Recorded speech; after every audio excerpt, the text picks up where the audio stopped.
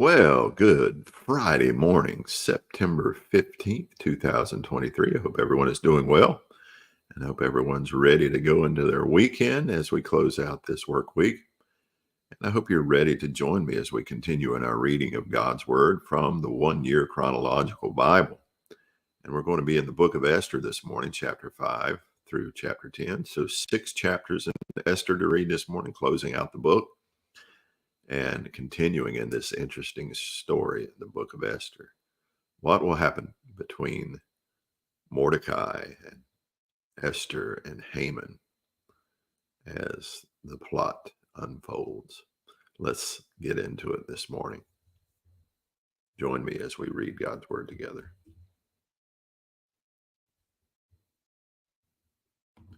Esther chapter 5.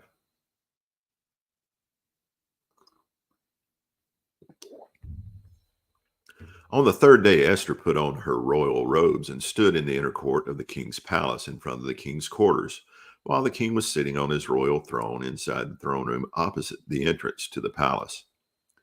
And when the king saw Queen Esther standing in the court, she won favor in his sight, and he held out to Esther the golden scepter that was in his hand. Then Esther approached and touched the tip of the scepter. And the king said to her, "What is it, Queen Esther? What is your request? It shall be given you even to the half of my kingdom." And Esther said, "If it please the king, let the king and Haman come today to a feast that I have prepared for the king." Then the king said, "Bring Haman quickly so that we may do as Esther has asked." So the king and Haman came to the feast that Esther had prepared. And as they were drinking wine after the feast, the king said to Esther, "What is your wish? It shall be granted you. And what is your request? Even to the half of my kingdom, it shall be fulfilled." Then Esther answered, "My wish and my request is, if I have found favor in the sight of the king, and if it please the king to grant my wish and fulfill my request, let the king and Haman come to the feast that I will prepare for them, and tomorrow I will do as the king has said." And Haman went out that day joyful and glad of heart. But when Haman saw Mordecai in the king's gate, that he neither rose nor trembled before him, he was filled with wrath against Mordecai. Nevertheless, Haman restrained himself and went home, and he sent and brought his friends and his wife Zeresh. And Haman recounted to them the splendor of his riches, the number of his sons, all the promotions with which the king had honored him, and how he had advanced him above the officials and the servants of the king. Then Haman said, "Even Queen Esther, let no one but me come with the king to the feast she prepared. And tomorrow also I am invited by her together with the king. Yet all this is worth nothing to me so long as I see Mordecai the Jew sitting at the king's gate." Then his wife Zeresh and all his friends said to him, "Let a gallows 50 cubits high be made, and in the morning tell the king to have Mordecai hanged upon it. Then go joyfully with the king to the feast." This idea pleased Haman, and he had the gallows made. Esther chapter 6. On that night, the king could not sleep, and he gave orders to bring the book of memorable deeds, the chronicles, and they were read before the king. And it was found written how Mordecai had told about Bigthan and Teresh, two of the king's eunuchs who guarded the threshold and who sought to lay hands on King Ahasuerus. And the king said, "What honor or distinction has been bestowed on Mordecai for this?" The king's young men who attended him said, "Nothing has been done for him." And the king said, "Who is in the court?" Now Haman had just entered the outer court of the king's palace to speak to the king about having Mordecai hanged on the gallows that he had prepared for him. And the king's young men told him, "Haman is there standing in the court." And the king said, "Let him come in." So Haman came in, and the king said to him, "What should be done to the man whom the king delights to honor?" And Haman said to himself, "Whom would the king delight to honor more than me?" And Haman said to the king, For the man whom the king delights to honor, let royal robes be brought, which the king has worn, and the horse that the king has ridden, and on whose head a royal crown is set. And let the robes and the horse be handed over to one of the king's most noble officials. Let them dress the man whom the king delights to honor, and let him lead him on the horse through the square of the city, proclaiming before him, "Thus shall it be done to the man whom the king delights to honor." Then the king said to Haman, "Hurry, take the robes and the horse as you have said, and do so to Mordecai the Jew, who sits at the king's gate. Leave out nothing that you have mentioned." So Haman took the robes and the horse, and he dressed Mordecai and led him through the square of the city, proclaiming before him, "Thus shall it be done to the man whom the king delights to honor." Then Mordecai returned to the king's gate, but Haman hurried to his house, mourning and with his head covered. And Haman told his wife Zeresh and all his friends everything that had happened to him. Then his wise men and his wife Zeresh said to him, "If Mordecai, before whom you have begun to fall, is of the Jewish people, you will not overcome him, but will surely fall before him." While they were yet talking with him, the king's eunuchs arrived and hurried to bring Haman to the feast that Esther had prepared. Now to chapter 7.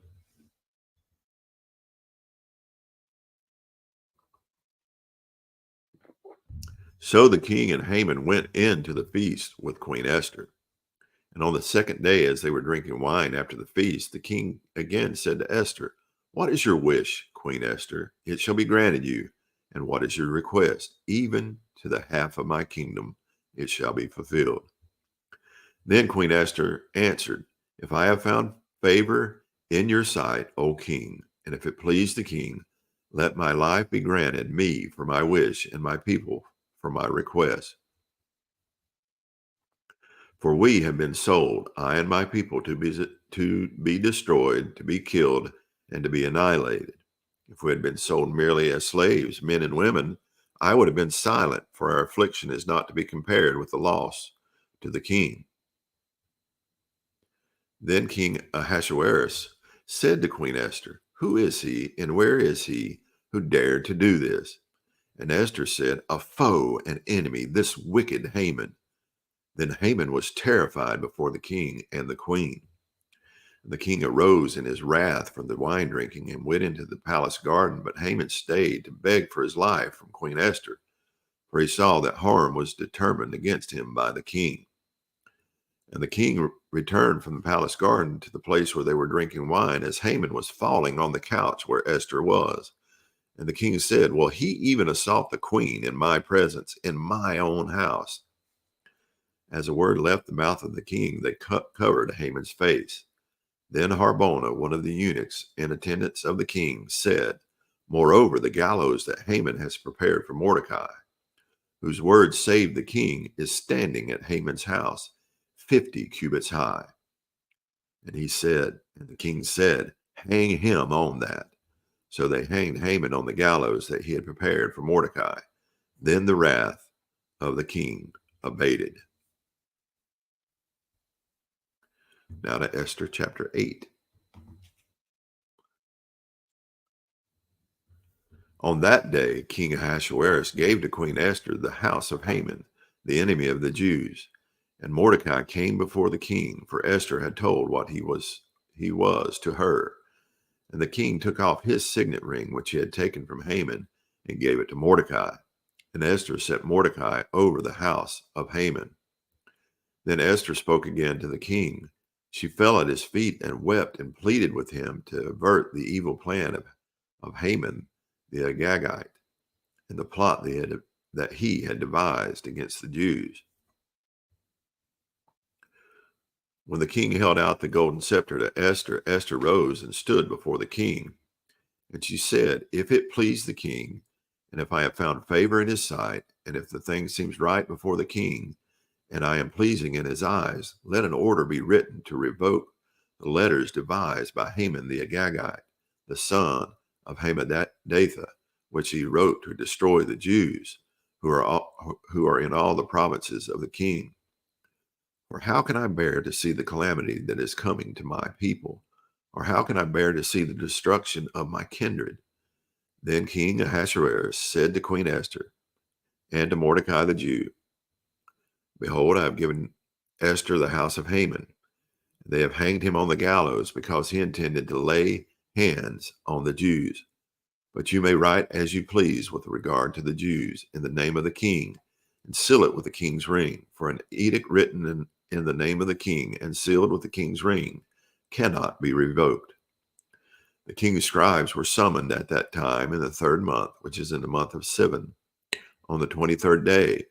And an edict was written according to all that Mordecai commanded concerning the Jews, to the satraps and the governors and the officials of the provinces from India to Ethiopia, 127 provinces,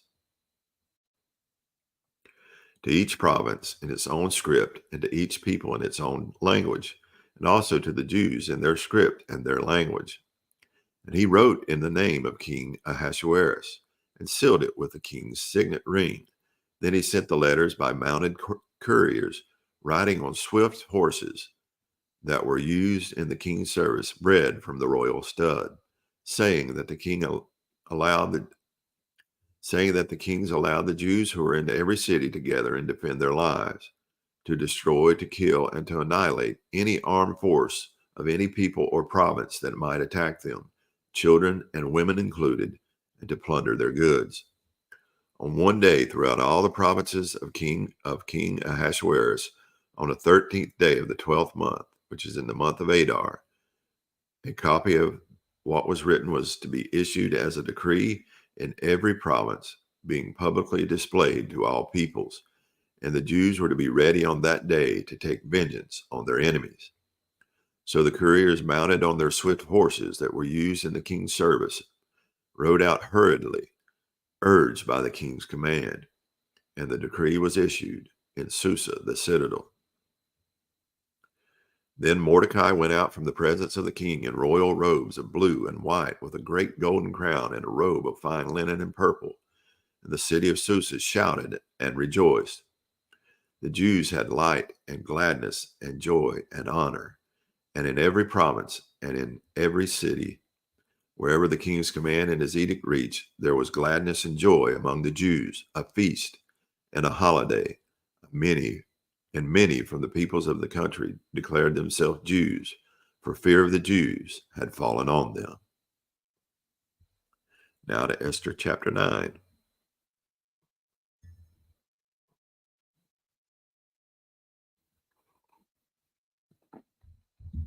Now in the 12th month, which is the month of Adar, on the 13th day of the same, when the king's command and edict were about to be carried out, on the very day when the enemies of the Jews hoped to gain the mastery over them, the reverse occurred. The Jews gained mastery over those who hated them.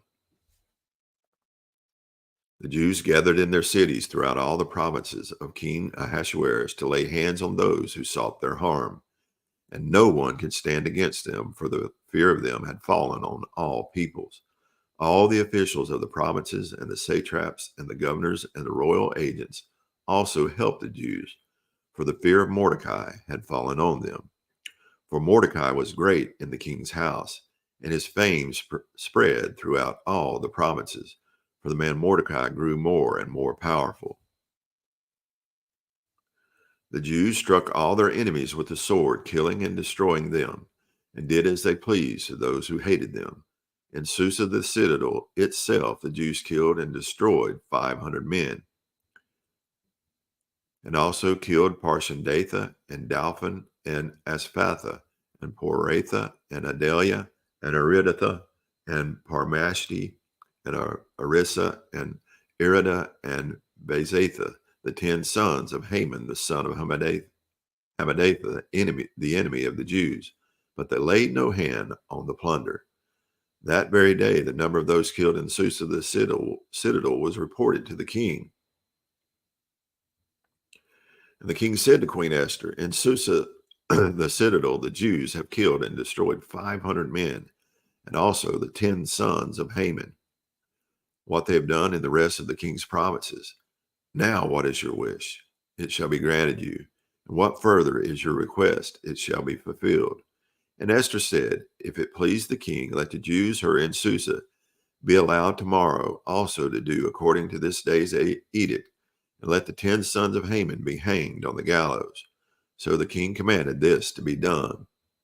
A decree was issued in Susa, and the 10 sons of Haman were hanged. The Jews also who were in Susa gathered also on the 14th day of the month of Adar, and they killed 300 men in Susa, but they laid no hands on the plunder. Now the rest of the Jews who were in the king's provinces also gathered to defend their lives and got relief from their enemies and killed 75,000 of those who hated them, but they laid no hands on the plunder.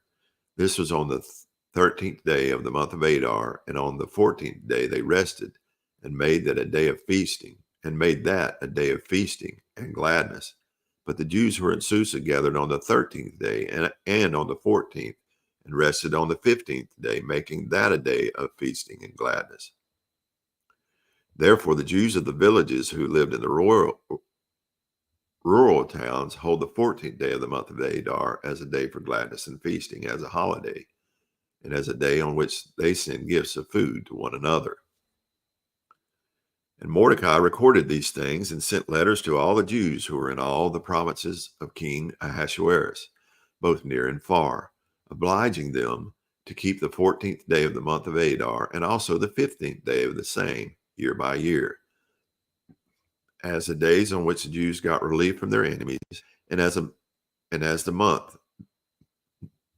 that had been turned for them from sorrow into gladness, and from mourning into a holiday, that they should make them days of feasting and gladness, days for sending gifts of food to one another and gifts to the poor. So the Jews accepted what they had started to do and what Mordecai had written to them.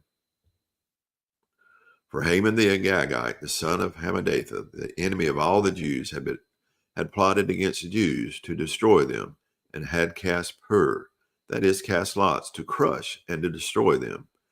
But when it came before the king, he gave orders in writing that his evil plan that he had devised against the Jews should return on his own head, and that he and his sons should be hanged on the gallows.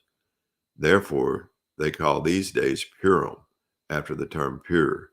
Therefore, because of all that was written in this letter, and of what they had faced in this matter, and of what had happened to them, the Jews firmly obligated themselves and their offspring and all who joined them that without fail they would keep these 2 days according to what was written, and at the time appointed every year, that these days should be remembered and kept throughout every generation, in every clan, province, and city, and that these days of Purim should never should never fall into disuse among the Jews, nor should the commemoration of these days cease among their descendants. Then Queen Esther, the daughter of Abihail, and Mordecai the Jew gave full written authority confirming the second letter about Purim.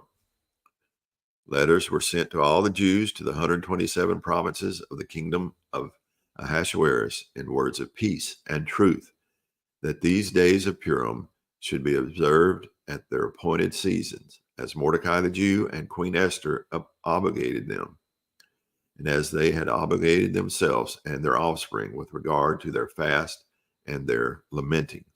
The command of Esther confirmed these practices of Purim, and it was recorded in writing. Now to Esther chapter 10.